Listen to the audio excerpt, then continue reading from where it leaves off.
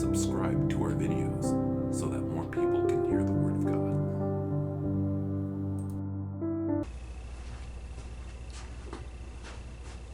Good morning. Welcome to 5 Minutes a Day with God. Welcome to Monday. And we're going to look at Jesus encountering Mary Magdalene. And so he is arisen from the dead. We don't know where he was from leaving the tomb to actually making his first appearance. Maybe he was just walking around the garden. Maybe he was sitting in the trees looking at the scene unfold. Maybe he went to go get a snack, right? We don't know, but this is exciting. I love this scene. So we are going to read John 20:11-18. Now Mary stood outside the tomb crying. As she wept, she bent over to look into the tomb and saw two angels in white, seated where Jesus' body had been, one at the head and the other at the foot. They asked her, "Woman, why are you crying? They have taken my Lord away, and I don't know where they have put him." At this she turned around and saw Jesus standing there, but she did not recognize that it was Jesus. He asked her, "Woman, why are you crying? Who is it you are looking for?"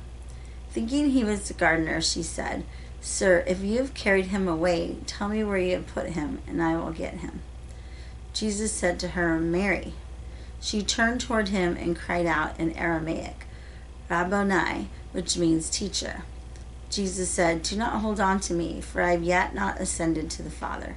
Go instead to tell my brothers, I am ascending to my Father and your Father, to my God and your God." Mary Magdalene went to the disciples with the news, "I have seen the Lord." And she told them that he had said these things to her. Okay, so Mary is still grieving, right? She's still in grief. She is still thinking, someone has taken the body of my Lord. Someone had stolen it away, and so she is in grief. So she goes back to the tomb, and she looks in this time, and she sees angels there, and they're saying, "Why are you crying? What are you doing?"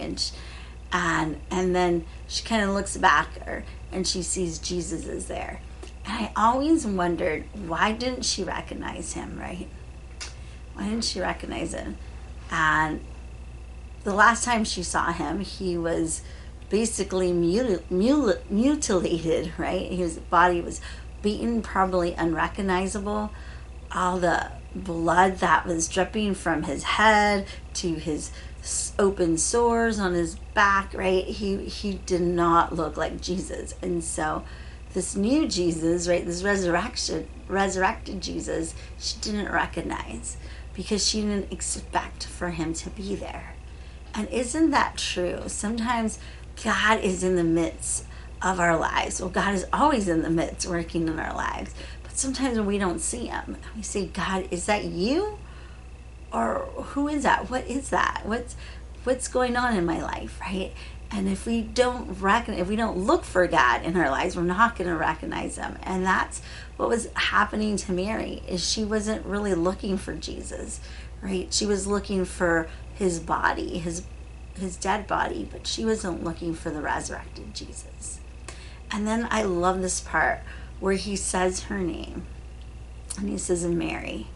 And I would have loved to hear the tone, right, that he said to her. And she knew exactly. She's like, this is my teacher. This is Jesus, right?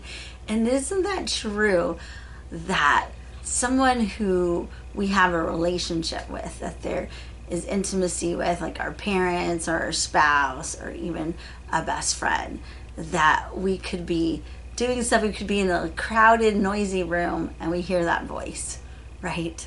And we know, we recognize, we're like, "Oh, that's my mom calling me, right? I gotta go home," or "That's my teacher or my dad or my friend," right?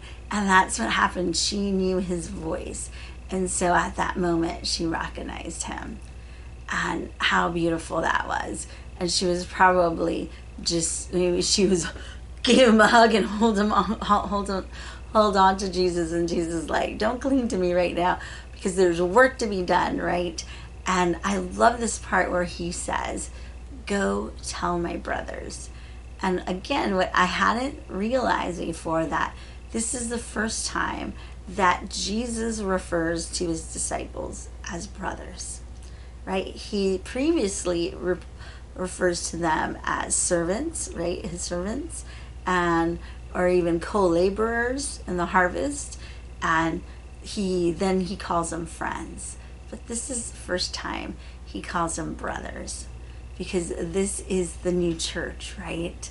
That he's going to be showing them and living out as that we are a family of his. And so think about how that impacted Mary to go tell the disciples. So the other thing is that we know in this culture that women's testimony didn't have any weight. But Jesus chose to show a woman, to reveal himself, his resurrected body, the first unveiling of it, so to speak, to a woman, and have a woman testify that, right? Because Jesus is about doing new stuff, right? Changing things up. But the other, so he knew that, and we know that part. But what I didn't think about really was that one of the things that doubters say is that the disciples made this all up, right? That they took the body themselves to stage a false resurrection. Well, if they had done that, they wouldn't have made Mary the first person to testify, because it wouldn't hold in court.